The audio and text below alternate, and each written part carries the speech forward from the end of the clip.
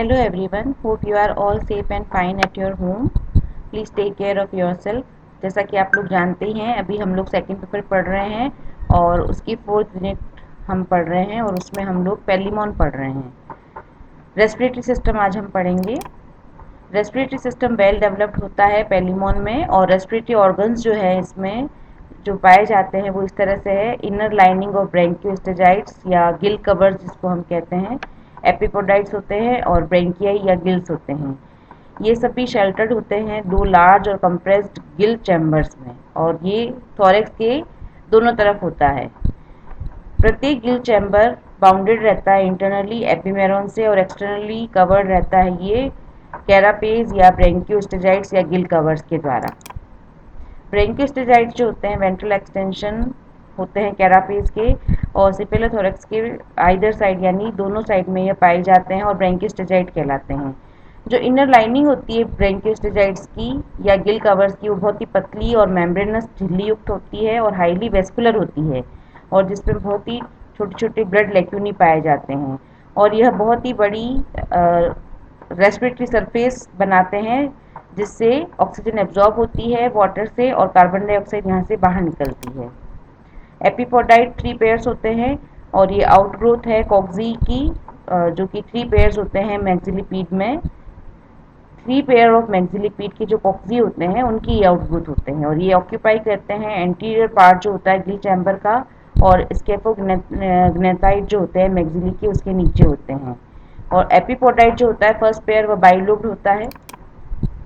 Gills 8 होते हैं और ये गिल चैम्बर में पाए जाते हैं। इन 8 में से 7 को एक्सपोज किया जा सकता है जब हम गिल कवर रिमूव करते हैं, लेकिन जो 8th गिल है वह कंसील रहता है उसके नीचे, और सेकंड गिल के नीचे ये छुपा हुआ रहता है, दिखाई नहीं देता है। ये पूरा जो रेस्पिरेटरी सिस्टम है वो दिखाई दे रहा है, ये गिल चैम्बर है और उसमें ये गिल चैम्बर इस तरह से रहते हैं। क्रिसेंटिक होते हैं, सबसे पहले छोटा फिर उससे बड़ा फिर उससे बड़ा, और उसके अलावा फाइलोब्रैंक टाइप के भी होते हैं जो गिल्स होते हैं, यानी अगर हम इनकी गिल लेमिला को देखें तो एक बुक के जो पेपर्स होते हैं वो जिस तरह से खुलते हैं उस तरह से इसका शेप दिखाई देता है। टाइप्स ऑफ गिल्स, 3 प्रकार के गिल्स पाए जाते हैं पेलिमॉन में। सबसे पहला है पोडोब्रैंक या फुट गिल, ये अटैच रहता है सेकंड मैक्सिलिपीड की कॉक्सा से। ऑर्थोब्रैंक या जॉइंट गिल अटैच रहते हैं आर्थ्रोडिल मेम्ब्रेन की, और जो कि जॉइन करते हैं लिम्ब विद द बॉडी।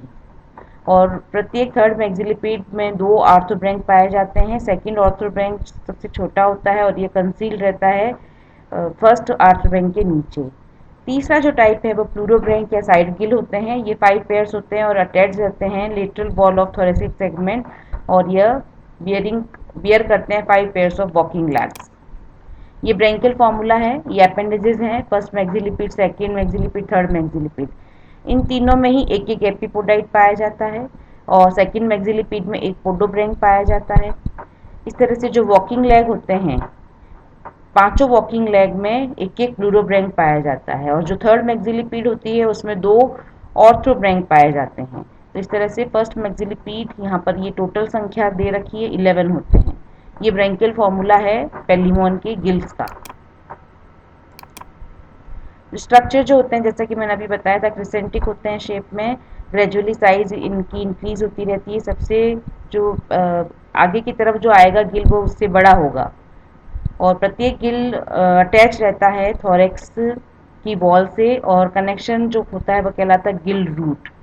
और सारे जो गिल होते हैं वो फाइलोब्रैंक होते हैं, लीफ लाइक होते हैं, और जिस तरह से एक बुक के पेपर अरेंज रहते हैं उसी तरह से ये अरेंज रहते हैं। और ये इस तरह से ये पूरा ये गिल का स्ट्रक्चर है, ये क्रिसेंटिक शेप, और ये बुक गिल फाइलोब्रैंक जिसको हम कहते हैं। ये ब्लड सर्कुलेशन है गिल्स का। इस तरह से ये जो अपन जब नेक्स्ट क्लास होगी तब हम रेस्पिरेटरी सिस्टम, इसका सर्कुलेटरी सिस्टम जब हम पढ़ेंगे तब उसमें हम पढ़ेंगे चैनल्स पाए जाते हैं पेलिमॉन में, marginal channel, median, longitudinal channel, Gill plate, और ये भी चैनल्स हैं सारे। और यहाँ पर ये ओपनिंग है connection efferent branchial channel. Efferent में प्योर ब्लड बहता है, और जो एफ्रेंट होता है उसमें पूरी बॉडी का डी ऑक्सीजनेटेड ब्लड आता है, तो यहाँ से डी ऑक्सीजनेटेड ब्लड जाता है यहाँ पर गिल में प्योरीफाई होकर वापस इफ्रेंट चैनल के थ्रू पूरी बॉडी में सर्कुलेट होता है। इस तरह से प्यूरिफिकेशन होता है। ये मैकेनिज्म है रेस्पिरेशन का, जैसा कि हम जानते हैं जो गिल चैम्बर है या गिल कवर है वो बहुत ही पतले होते हैं और ये जो इनमें बहुत ही हाईली वेस्कुलराइज्ड होते हैं और यहाँ पे जो वाटर करंट होती है वो फ्लो होती रहती है और गिल्स जो है इन पानी में डूबे हुए रहते हैं और यहाँ पर एक्सचेंज जो है कार्बन डाइऑक्साइड और ऑक्सीजन का होता रहता है। और ये जो extremely delicate thin gill plates होते हैं वो एक्सीलेंट परमिएबल मेम्ब्रेन बनाते हैं for the passage of gases to and fro through diffusion. तो ऑक्सीजन जो डिजॉल्व होती है वाटर में वह ब्लड के द्वारा ले ली जाती है और कार्बन डाइऑक्साइड जो इसकी ब्लड में होती है वह डिफ्यूज आउट हो जाती है वाटर में। तो ये है पूरा रेस्पिरेटरी सिस्टम पेलिमोन का। गिल का जो स्ट्रक्चर है वो इसमें इम्पॉर्टेंट है, वो आप रेस्पिरेटरी ऑर्गन्स अच्छी तरह से याद कर लीजिए उसको फ्लो चार्ट के फॉर्म में। इस पेपर में जितने भी सिस्टम और एनिमल्स हैं उनको सबको आपको एक पेपर पे फ्लो चार्ट बना के याद करना है, तो वो आसानी से याद हो जाएंगे। अब मैं आपको ऑनलाइन प्रैक्टिस टेस्ट भी दूंगी, जो सबसे पहले मैं शॉर्ट आंसर टाइप वाले देने वाली हूँ, तो आपको सबको इसमें पार्टिसिपेट करना ज़रूरी है। उसको ऑनलाइन ही उसके आंसर उसको आपको उसमें फिल करके सबमिट कर देना है जल्द से जल्द। जितना जल्दी आप करेंगे उतना ही जल्दी रिजल्ट में बना के आपको बता दूंगी। ये एग्ज़ाम में बहुत काम आएंगे आपके, इसी में से क्वेश्चंस आएंगे। सबसे पहले शॉर्ट आंसर वाले दूंगी, उसके बाद में बड़े क्वेश्चन भी मैं आपको टेस्ट के फॉर्म में दूंगी। अगर आपको कुछ समझ में नहीं आता हो इसमें तो आप कभी भी मुझसे पूछ सकते हैं। Thank you.